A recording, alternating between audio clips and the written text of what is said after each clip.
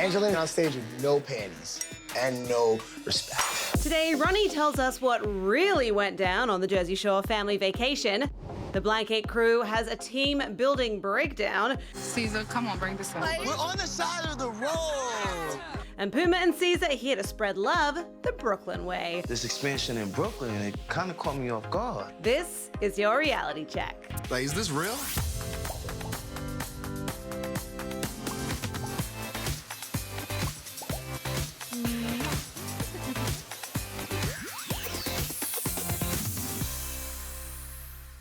What's up, everybody? Welcome to your Wednesday and welcome to Reality Check. I'm your host, Lindsay Rodriguez, and we've got a great show lined up for you today. I am currently joined by Black Ink Crew's Caesar and Puma. So, Caesar, welcome back. Puma, first-time guest. Welcome, buddy. Thank you. Appreciate it. Now, I'm very excited. You guys have moved into my borough. You're Brooklynites now with the new shop. Word. Yeah. Very exciting, and we will get into that in just a little bit. But first up, Caesar, you know how we do. We got to start. Let's start it up. 5. Yeah.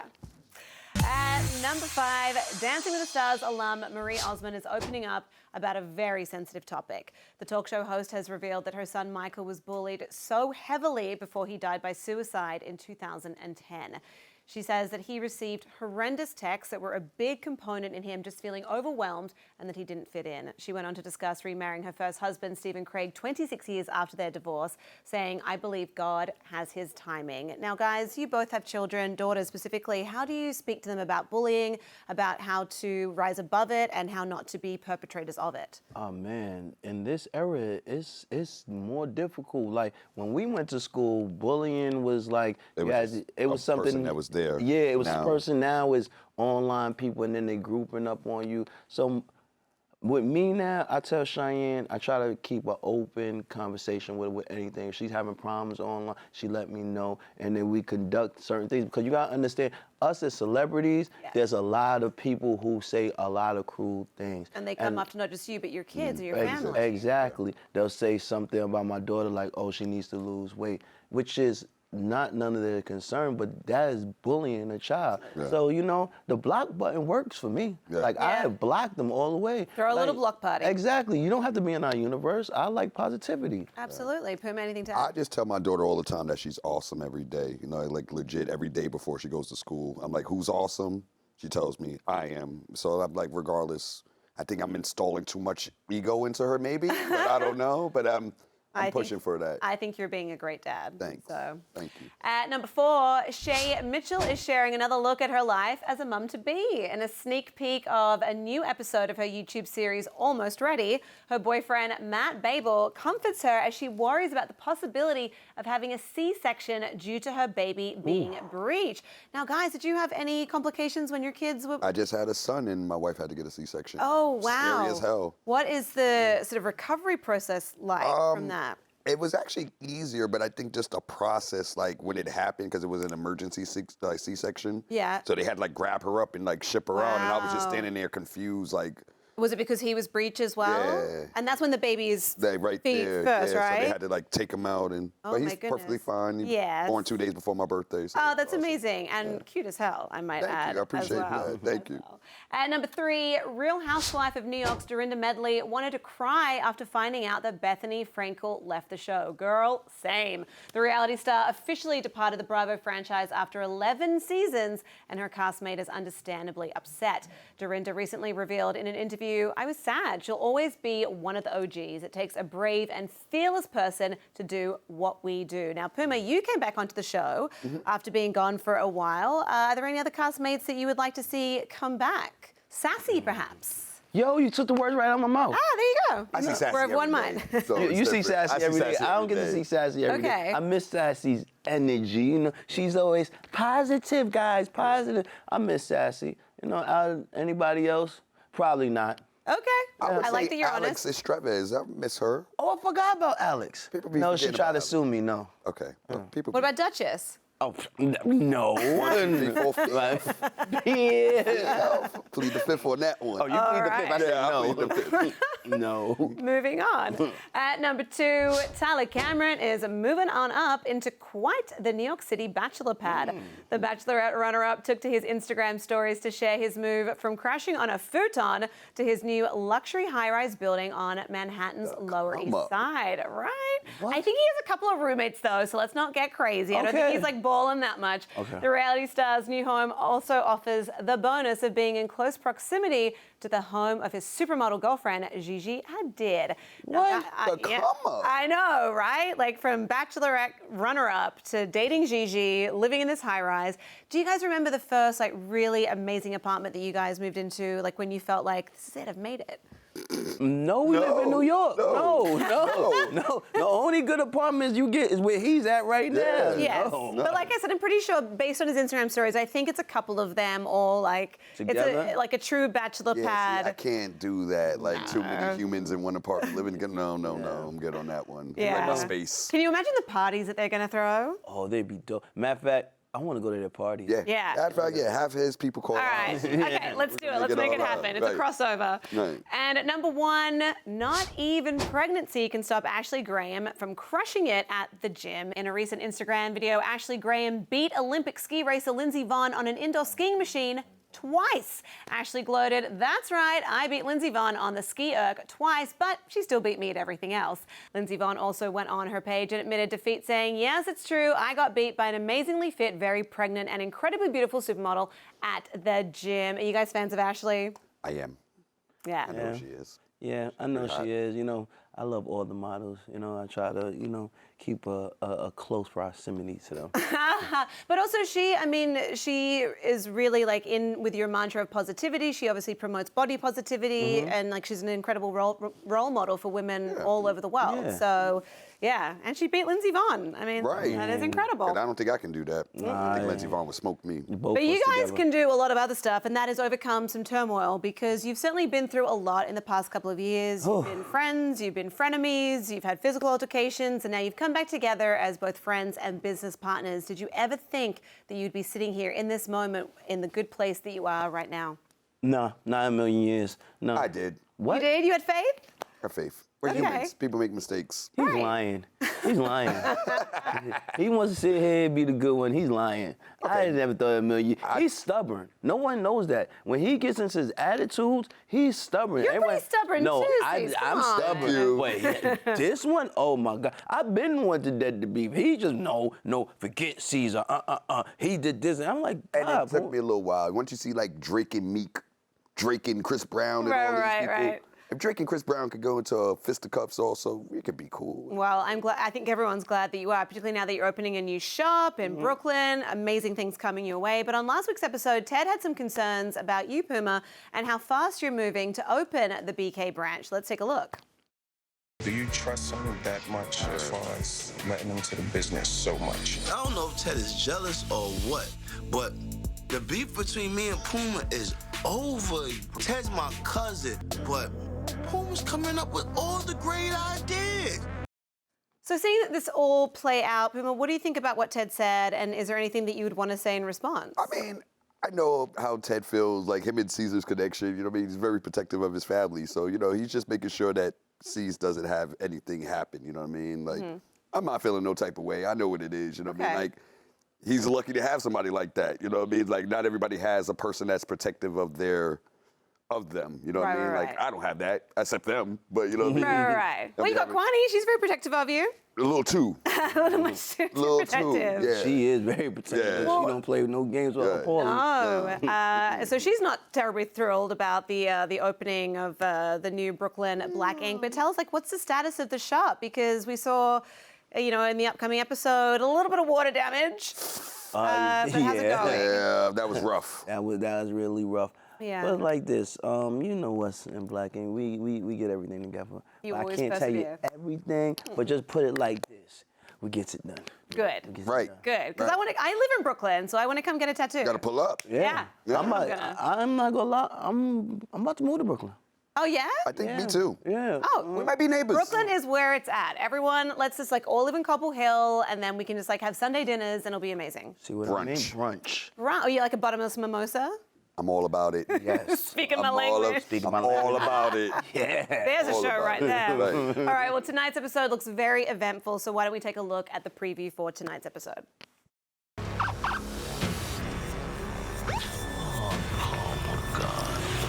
Yo, C's got arrested. What? Listen. So to say your baby father David. The cops pulled me over. I'm in jail. Damn, bro. So, Shot too. hey, you bro. look pretty good for a mugshot. I know that. But I mean, It's a good mugshot. Look, first of all, I'm so sorry this happened because there's nothing worse than that feeling of the cops pulling you over. What can you tell us about the arrest and without giving too much away, what will we see unfold tonight? What you're gonna see unfold is basically it's more than just the show, I should say. It's more of it's more of like a political thing because I was just driving. You have to understand, I just came from an elected official's office, Right. and going through Brooklyn and going through the wrong parts of Brooklyn, like Bed-Stuy per se, and me being who I am, it gave them reason for them to pull me over, especially since I didn't have no security detail with me. I didn't have nobody with me. It gave them, I guess, the suspicion of me probably having something. And what they did was, I guess, lawful under the jurisdiction of the law, but it was just so violating because they arrested me, searched my car, didn't find anything. Then they just charged me with fake ID, which they found the ID in the passengers, under the passenger seat, which was my brother's, dropped it down to a misdemeanor traffic violation, and then let me pay $165 fine. But what I had to go through, the hours of being incarcerated, going through the whole process, being in basically in Brooklyn bookings, which I must say must be the nastiest jail I ever been in. No bad news No, bears. none of that. So Right. it was more humiliating if I say it the most. And as you said, because it was political, it was obviously like racial profiling. So this is why your show is important, because it shines a light on these very important topics. Exactly, And I am because sorry that you had to go through it happens. And Happens to all of us. It happens to all of us, and it's just something like, I'm telling you the truth, I just take it as a grain of salt because it always happens, but it's getting to the point that we shouldn't have to take it as in the norm. It should be investigated. Like, why are y'all always pulling over people that y'all think is into something? Right. Well, thank you for using your platform for good and to raise awareness about this very important topic. We really appreciate you, and we appreciate you being here today to talk about the show. We're loving the season and so glad that you guys are in the good place that you are today, and Thanks, can't wait for man. BK to open. Yeah. I will see you there. All right. Well, if you want to see what is going down on Black Ink Crew New York, that is tonight and every Wednesday at 9 p.m. on VH1. Right now, we are going to take a quick break, but when we come back, I'll be chatting with Jersey Shore's Ronnie Ortiz-Magro, so don't go anywhere. Ben comes out and he's showing his ass and he's in the shower and I'm like, bro, why did you just make eye contact with me?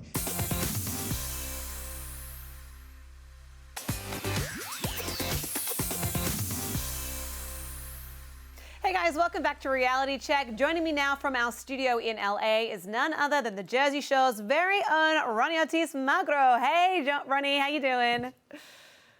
I'm good, how are you? I am doing great. How's your little girl, Ariana? Oh, she's not so little anymore. She's getting big. She's talking, walking, running, climbing out of her crib. Oh, you know, all that wow. fun stuff. Oh my goodness. What was her first word? I'm sorry? What was her first word? Dada. Aww. Believe it or not, yeah. There you She go. used to say da, da, da, da, da. You are officially her favorite, my friend. Congratulations.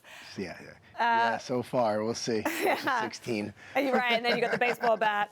Well, look, on the subject of on the subject of parenthood, your friend and castmate Jenny has been really open about her experience of raising a son with autism, and she recently revealed that Grayson is progressing really well since working with an applied behavioral analyst. So have you spoken to Jenny recently or seen Grayson? Can you give us any updates on how they're doing? Spoken to Jenny, and I mean, more than that, you know, we're still in the middle of filming the 3rd season with everybody, and so fortunately I get to see Jenny and Grayson all the time, and to watch his progress over such a short amount of time, it really is, it's heartwarming, you know, because I know that she was dealing with a lot and he was dealing with a lot, and just to see, I know he just, that photo was him on his first flight where he actually didn't cry and she didn't have an issue. So to see that, it really is amazing, and I'm happy for her, and I'm really happy for him. Yeah, that's so great. So I remember when you and the entire cast were here like a few months back, you all were in unison speaking about what an incredible mother Jenny is, and like this is just a testament to that. So I'm so glad that things are going well for her and for Grayson. Yes, yeah, she's an amazing mother. You know, she's 1 second she's filming, and then she's taking him to his doctor appointment, and then she's taking Milani to Florida, and you know, she really is an amazing mother and a great person. Yeah, well, why don't we talk about her and some more of your castmates, because Jersey Shore Family Vacation Season 3 is in full swing, and last night your mate Vinny made his debut as a Chippendale. Let's have a look. Right now, Vin comes out and he's showing his ass and he's in the shower, and I'm like, bro, why did you just make eye contact with me and then look away and then look back at me? All right, so Ronnie, I want you to give us his mum wiping away the tears. I want you to tell us how you really felt in the moment, and also I want a little bit of a critique. How was Vinny's windmill? In the moment, you know, it's a little awkward, you know, obviously because, you know, Vinny's up there he's like my little brother, so, you know, watching him naked in the shower, it just feels a little awkward, but to actually see him up there and embrace the role that he was playing, and I know that this is something that he's really loved to do over the years. He's done improv and he's followed his passion, so I'm happy to see that he's able to do something that he does love, and he's turning into something that, you know, that's turning into 1 residency to 2 residencies, and hopefully he'll get another one, so I'm really proud of him. Oh, that's so nice. Would you ever want to headline a Chippendale show? I actually did a one-off Chippendale show. Tell us about that. One night. So, yeah, it was interesting. It was very interesting. I'd rather Did not you talk do the about windmill? No. I did the helicopter. No, I didn't even know how that would work. No. Oh, my goodness. All right, well, moving on. There was someone else that was making a one-night-only debut, and that was Uncle Nino. So let's take a look at that. I can't see him, but I hear him. No way. No way.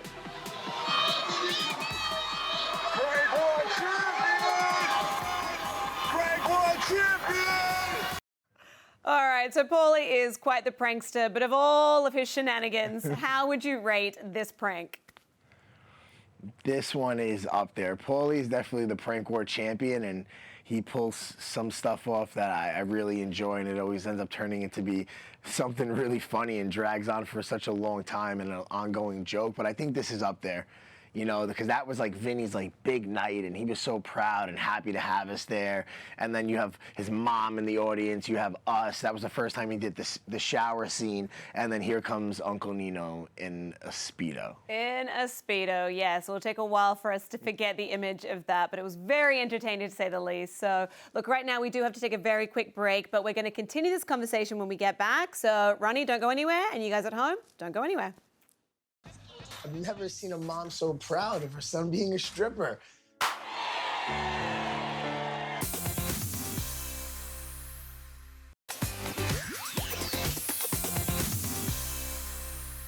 Welcome back to the show. I am still chatting with Ronnie from MTV's Jersey Shore Family Vacation. Now, I want to talk about a few things here, but before we get into the rest of the drama on Family Vacation, I'd actually really love to hear about your line of CBD products. It's called Verge. So what can you tell us about your brand? Verge will be basically my CBD brand that I'm launching tomorrow night in Hollywood. The website should be up and running by Friday. You know, we are a full spectrum CBD brand. There are a lot of CBD brands out there that claim that they have a certain amount of milligrams in their product and that it does this and it does that and there's no testing. Full spectrum, it actually, your body's absorbing 90% of what is inside of the bottle, or whether it's a roll-on or pills or whatever kind of CBD product that you're using, full spectrum, your body absorbs it more, so it makes it more medical, and there's no THC inside of it, so teachers can use it, firefighters can use it, athletes can use it, you know, and I feel like that's the demographic that we're going for, is everyday people that do have pain and anxiety and, you know, just deal with those struggles and don't want to pop pills and take medicine. Absolutely, yeah. It's definitely becoming, you know, something that everyone's getting into. What will the website be called when it's up and running so people know where to find you? It's vergeproducts.com. Vergeproducts.com. All right. Well, congratulations on this new venture. Really exciting stuff. Now, why don't we dive back into Jersey Shore? Because last night we had Jen text Angelina, and then Angelina got everybody involved in your business. So why don't we watch it play out? She hasn't seen him in a week. He hasn't come home from this trip and has been MIA for days. Like starting huge fights over absolutely nothing, complete character change. So his whole sober thing is fake. Yeah. So Ronnie, we really want to hear your side of the story here. What was actually going on? Because you did seem very withdrawn and distracted on your phone. So what were you going through in that moment? It's actually funny because it's full circle. Well, first of all, I actually just got out of treatment, and what they didn't understand is that that environment that I was in, I shouldn't have been in that environment. That's the complete opposite of the environment that I was taught and learned not to put myself in and put myself in situations where I'm gonna be tempted, especially that early out of sobriety. And I think the fact that they didn't respect that, and they were so concerned about who I was talking to and who I was texting instead of asking me, hey, are you doing okay? Is everything all right? I think it's kind of childish and immature in a way, but you know, that's what the show really is focusing on, is drama and controversy. Right. Well, on that note, how are you doing today? How is your sobriety? Are you feeling good? Are you feeling positive about the future? I feel great. You know, I feel like every day is a brand new day, and I feel like the place that I was in last year, I always just played the victim, and I always lived in the past, and now I live in the moment, I live in the now, and I focus on being an amazing father to my daughter, and I focus on being a hero to her, and I feel like as long as I'm the best version of myself, I can show her what a good man is, and she can grow up and say, that's the type of man that I want in my life, and that's the type of person that I want to be with. Well, I'm so proud of you. One day at a time, you're killing it. So congratulations on that as well. You should be very proud of yourself. And let's talk about the preview for tomorrow night's episode, because it looks like stuff hits the fan after Jenny invites Jen to the Crazy Horse, knowing that you're not going to be there. So let's have a look at that. Jen says, bitches, I'm coming. Oh my God. She's here. Wearing a mask. I'm texting Ron. She's gonna be so mad. Bro, I gotta go. She's that crazy horse. I can't relapse because of her. So there's a lot of stuff to unpack here. So we'll start by asking you, how did you feel about Jenny talking to Jen about your business and inviting her to hang out with the roomies? You know, I feel like that's kind of JWoww's character or role. You know, that's something that she's always done. She's always stirred the pot, and Jenny's a great deflector. She's almost like in the Matrix, you know, when he dodges the bullets, that's like her deflecting her problems in life. And I feel like she just likes to pry into other people. And I feel like a lot of people do that. If you're going through things in your life, you want to deflect it and make it seem like that other people are going through stuff in their life, so no one's really asking about you. And, you know, I feel like I handled the situation very well. You know, and I figured that, you know, me being in that house and just constantly being around the negativity and surrounding myself with such drama, you know, that's why I just got up and I kind of just went home and decided that I was just going to take a night to myself and relax and throw on some Game of Thrones and start over in the morning. There you go. Because as you said, I mean, you can't be having your sobriety challenged by all of the drama that's going on. So good for you for knowing when to leave and how to stay on the straight and narrow. You should be very proud, and we're so glad that you had the time to speak with us today. We can't thank you enough for being so open and honest, and we're really excited for your CBD line. So everyone go and make sure you check out vergeproducts.com. That should be up and running in a couple of days. And make sure you're watching Jersey Shore Family Vacation on Thursdays on MTV at 8 p.m. And Ronnie, we just wish you the very best of luck with everything and your continued path on sobriety. Thank you. Appreciate it, Lindsay. Thanks, Ronnie. We'll talk again soon. See you later. Well, we are going to take one last break of the day before we give you a blast from the reality TV history past. Stay tuned.